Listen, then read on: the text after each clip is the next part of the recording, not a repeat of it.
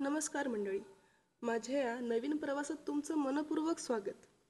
आज आपण चाललो आहोत पुण्याजवळच्या डोंगर माथ्यावरती वसलेल्या हजारो वर्षांच्या इतिहासाला साक्षी असलेल्या भुलेश्वर मंदिराकडे।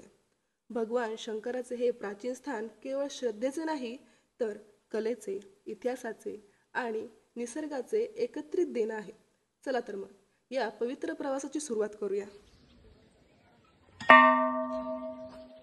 भुलेश्वर मंदिराचा इतिहास 8व्या शतकापर्यंत पोहोचतो आणि असे मानले जाते की हे मंदिर राष्ट्रकूट राजवटीत बांधले गेले।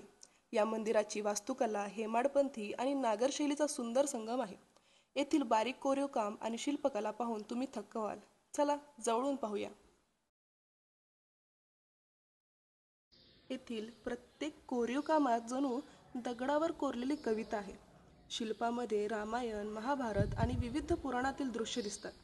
स्तंभावरील अलंकार, भिंतीवरील नक्षी आणि गाभाऱ्याचा साधेपणा सगळं मिळून हे मंदिर एक वेगळीच भव्य आणि शांततेचे प्रतीक बनतं।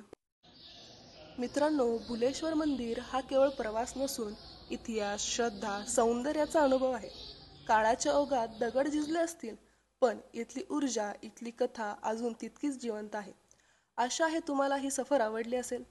व्हिडिओ आवडला असेल तर लाईक, शेअर आणि सबस्क्राईब करा।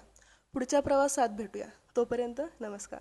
अजय विशेष सुंदरम समस्त पाप खंडनम स्वभक्त चित्तरंजनम सदैव राम मध्वयम्।